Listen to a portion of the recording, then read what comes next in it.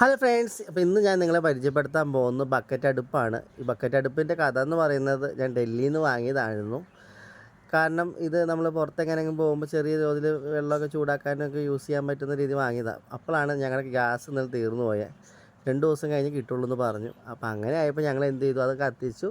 അതിൽ ഫസ്റ്റായിട്ട് വയ്ക്കുന്നത് കക്ക റോസ്റ്റാണ് കേട്ടോ. കക്ക റോസ്റ്റിന് ചട്ടി വെച്ച് ചെറിയ പുകയൊക്കെ ഉണ്ട്, പുറത്ത് വെച്ചാണ് ചെയ്തത്. കാരണം അകത്ത് കരി ആവണ്ടല്ലോ എന്ന് ഓർത്തുകൊണ്ട് പുറത്ത് വെച്ചാണ് ചെയ്തത്. നല്ലൊരു എക്സ്പീരിയൻസ് ഒക്കെയാണ്. കാരണം എന്ന് വെച്ചാൽ വർഷങ്ങൾക്ക് മുമ്പ് ഞാനിങ്ങനെ അടുപ്പ് കത്തിച്ച് ചെയ്തൊരു എക്സ്പീരിയൻസ് ഉണ്ട്. പക്ഷേ ചട്ടിയൊക്കെ നന്നായിട്ട് ചൂടാവുന്നുണ്ട്, നല്ല ചൂടുണ്ടായിരുന്നു. വീട്ടിലാണെങ്കിൽ വേണ്ട ചിരട്ടയുണ്ട്. കാരണം ഒരു ദിവസം നമ്മൾ എടുക്കുന്നത് തന്നെ ഒരു 3 കെട്ട് ചിരട്ടയോളം ഇരിപ്പുണ്ടായിരുന്നു. അപ്പം അങ്ങനെയാണ് എൻ്റെ ഒരു എക്സ്പീരിയൻസ് എന്ന് പറയുന്നത്. അങ്ങനെ നമ്മൾ ചട്ടിയൊക്കെ നോക്കുമ്പോൾ തന്നെ അറിയാമല്ലോ, നല്ല ചൂടും കാര്യങ്ങളൊക്കെ ഉണ്ട്.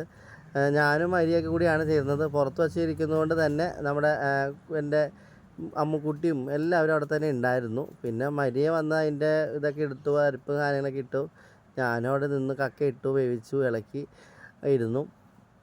അതിന് ശേഷം അത് ഇളക്കി കുറച്ച് നേരം നമ്മൾ തീ കുറഞ്ഞു. ചിരട്ട മാത്രമാണ് കേട്ടോ യൂസ് ചെയ്തുകൊണ്ടിരുന്നത്. ചിരട്ട പൊട്ടിച്ച് ചെറിയ ചെറിയ കഷ്ണങ്ങളാക്കി അതിൻ്റെ ഉള്ളിലേക്ക് ഇട്ട് കൊടുക്കുക. അങ്ങനെ ഇട്ട് പുകയുണ്ടായിരുന്നു. പുക കടിച്ചപ്പോൾ ഭയങ്കര ബുദ്ധിമുട്ടൊക്കെ തോന്നി. അപ്പോഴേക്കും നമ്മുടെ മണിക്കുട്ടി ഇതേ അതിൻ്റെ കിടന്നൊക്കെ കറങ്ങുന്നുണ്ടായിരുന്നു കേട്ടോ. പിന്നെ ഞാനതെടുത്ത് അത് അകത്തേക്കാക്കിയപ്പോൾ അധികം പുകയും കാര്യങ്ങളില്ല, കുറഞ്ഞു. പിന്നെ ഇങ്ങനെ ഓരോ കഷ്ണങ്ങൾ ഇട്ട് കൊടുക്കുമായിരുന്നു. ഏകദേശം നല്ല ചൂടുണ്ട്. കാരണം അതിൻ്റെ അടുത്ത് ഇരിക്കാൻ പോലും പറ്റുന്നുണ്ടായിരുന്നില്ല, അത്രയും പൊള്ളുന്ന ചൂട് പോലെ ഉണ്ടായിരുന്നു.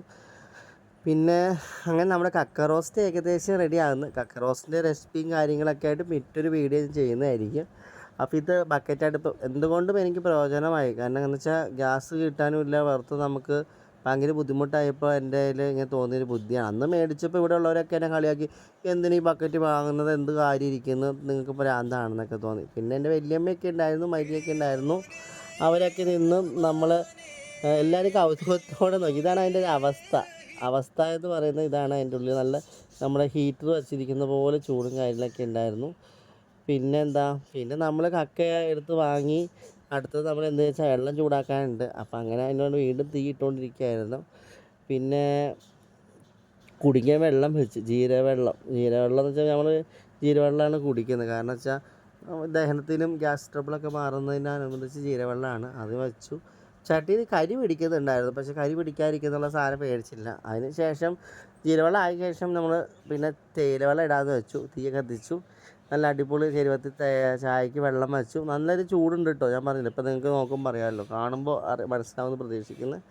അങ്ങനെ തേയിലവെള്ളം ഇട്ടോ. കാരണം ഒന്ന് നമ്മൾ വിചാരിച്ച് ചോറൊന്നും ഇല്ല, അരി വയ്ക്കേണ്ട, നമുക്ക് ഇഡ്ഡലിയൊക്കെ ഉണ്ടാക്കാമെന്നുള്ള ഇതിലാണ് പ്ലാൻ ചെയ്തിരിക്കുന്നത്. അപ്പോൾ ചായ തിളയ്ക്കാൻ പിന്നെ പുകയുള്ളതുകൊണ്ട് ഞാൻ ഊതി വീശി കൊടുക്കുമായിരുന്നു. ഏകദേശം തല വരാറായിട്ടുണ്ട്, നിങ്ങൾക്ക് നോക്കിയാൽ അറിയാമല്ലോ.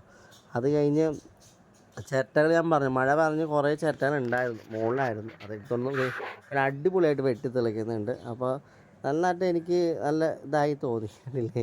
എല്ലാവരും കൗതുകത്തോടു കൂടി എന്നോട് എന്നെ വിളിച്ചവർക്കൊക്കെ ഞാൻ അവർക്കൊരു പാഠം കാണിച്ചു കൊടുത്തു.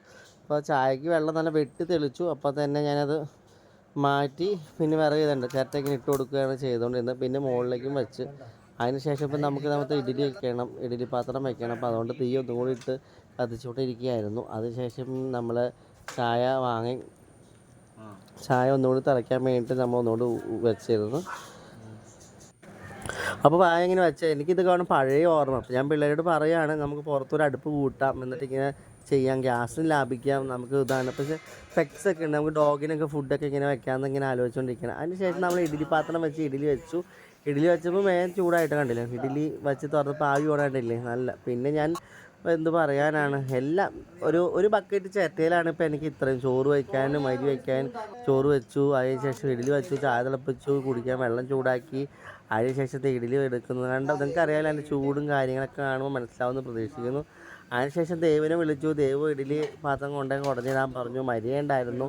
അങ്ങനെ ശേഷം പിന്നെ എനിക്ക് കുളിക്കാൻ വെള്ളം ചൂടാക്കണം ഒക്കെ ആയിട്ട് അതിൽ ഭയങ്കര തന്നെ ഈ അടുപ്പത്തോടെ ഞാൻ ഭയങ്കര ബിസിയായി. പിന്നെ ഇത് വേണ്ട വിറക് വറക്കാൻ വേണ്ടി പറമ്പിൽ പോയി കേട്ടോ. അപ്പുറത്തെ കൂട്ടി പറമ്പിലേക്കാണ് പോയത്. അവിടെ മഴ കൊണ്ട് നനഞ്ഞിട്ടുണ്ടായിരുന്നു. കാരണം അധികം വിറക് വേണ്ടായിരുന്നു. ചെറിയ ഉണങ്ങി 2 ചില്ലുണ്ട് വച്ച് കൊടുക്കുവാണെങ്കിൽ ചിരട്ട കുറച്ച് കുറയ്ക്കാതെ വെച്ചോട്ട് 2 ഉണക്കവിറക് എടുക്കാൻ പോയി. അപ്പോൾ ഉണ്ടായിട്ട് എൻ്റെ മോൾ അമ്മുക്കുട്ടി, അവൾ ഓടി അവിടെ എന്താക്കും എന്നെ ശല്യം ചെയ്യാൻ വേണ്ടിയിട്ട്. അവളും ഉണ്ടായിരുന്നു എൻ്റെ ഇവിടെ വിറക് വറക്കാൻ. അവൾ ആണെങ്കിൽ അവിടെ മണമൊക്കെ പിടിച്ചുകൊണ്ട് ഇങ്ങനെ നടക്കുന്നു. അതിന് ശേഷം ആ 2-3 പേർ അത്ര മതിയായിരുന്നു, അതും പിടിച്ചുകൊണ്ട് വന്നു. അവളാണെങ്കിൽ ഇതെങ്ങനെ കൂടെ നടക്കുന്നുണ്ട്.